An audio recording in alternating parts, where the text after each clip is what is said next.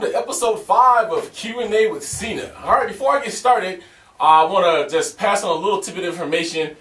If you are posting video questions, you have to post those and make them a response to the question video. I got some emails, some people saying that I forgot, I didn't do their video question.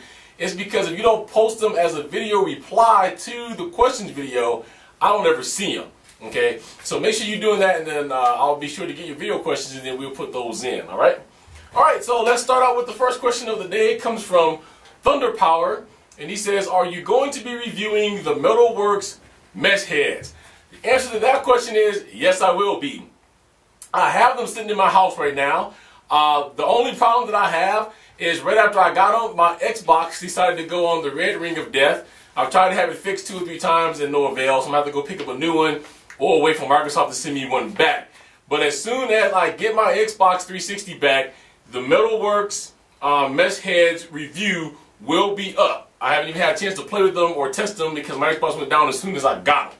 But the answer to your question is yes, I will be, so look out for that. From the way they look right now, it looks like that Goodwood Mods is going to have a little piece of competition. So look out for that review. It's coming pretty quick, okay? Alright, next question is from Cena 1992. He says, "Hey Cena, I was wondering if your Guitar Hero World Tour guitar pick has broke, because I have had 2 guitars and the pick was broke on both of them. Only the down pick broke.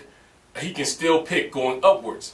Then he says, "A note, you can fix this problem by buying a 2-way switch at Radio Shack." So that's your tip. If you have this problem, 2-way switch at Radio Shack will fix it. My answer to that is no.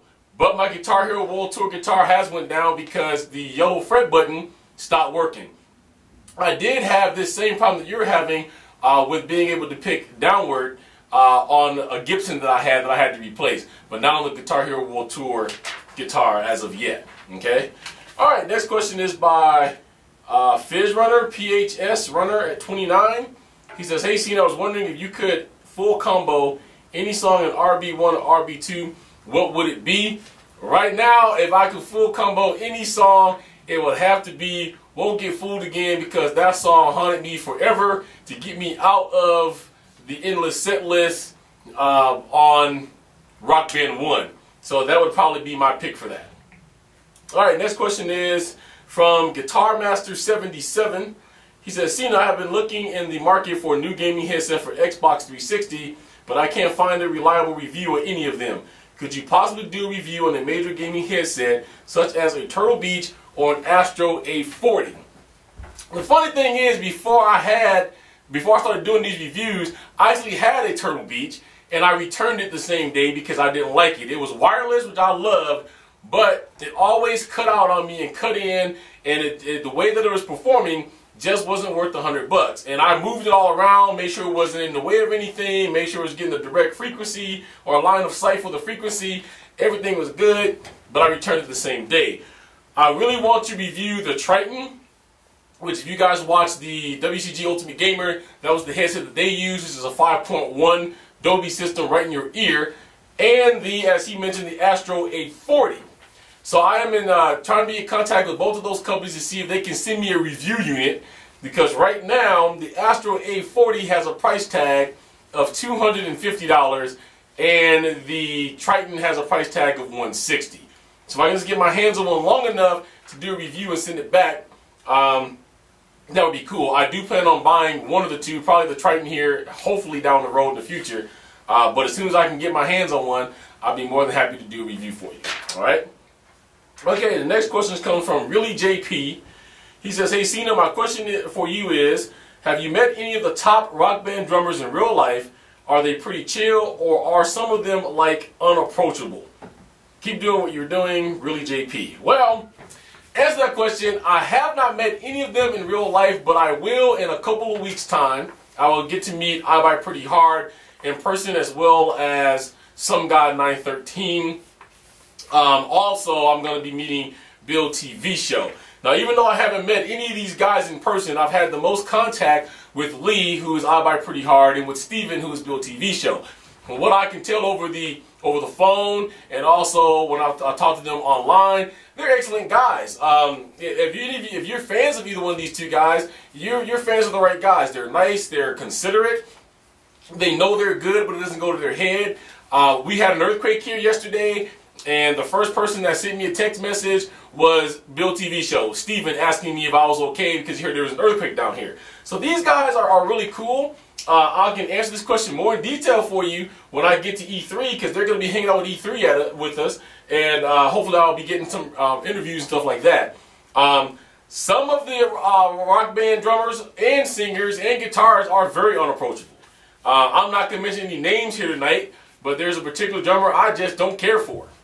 And if you know me for a long period of time, you know who that person is. But there's a lot of people that this game goes straight to the top of their heads, and they think they're better than anybody, and they won't talk to you. I Bite Pretty Hard has been featured in newspapers here in my area. He doesn't even live here. He's been in the LA Times. He's getting offered guitars by Pepsi. Bill TV Show, Steven, has auditioned for American Idol. From what I know, he's going to go back and do it again. He sings in a band.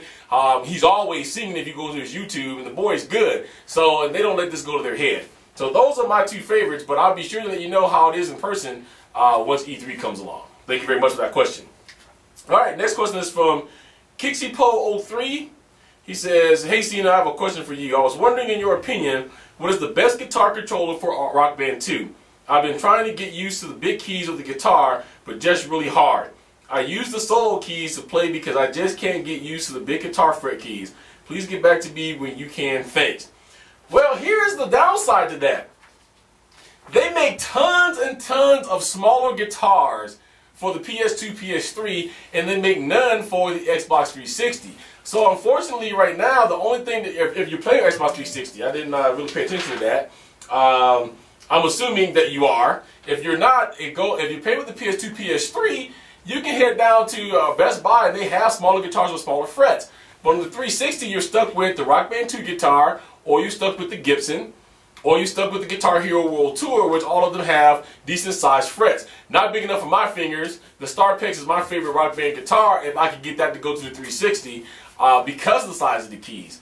But for you, unfortunately, if you're playing on the 360, these are as small as they get next to the fret keys. If you're on the PS2, PS3 again, go to Best Buy, check them out. They're right in the Xbox or the PS2 section, and you can. And they're a little smaller guitars. They have smaller keys too. Okay.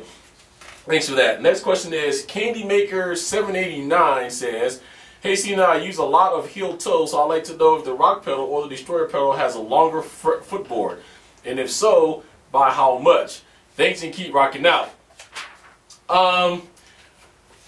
From memory, I do think that the rock pedal has a slighter, longer footboard by about a couple of inches.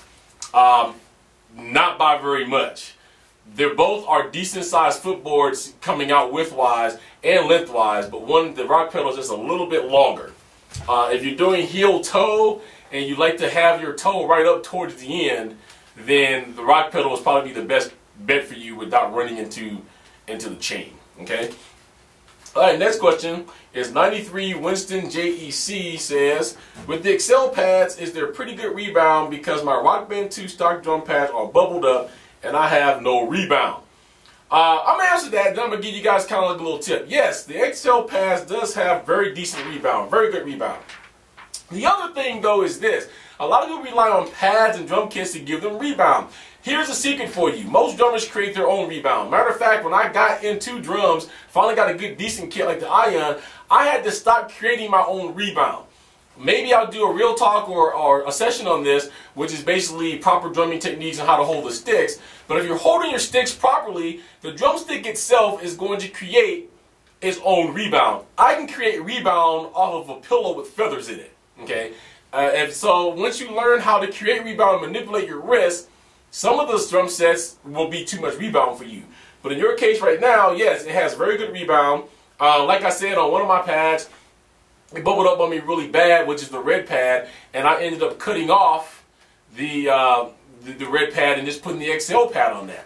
And you can't tell any difference. If I did not know that I cut it off myself, I would think that the red pad is still underneath there.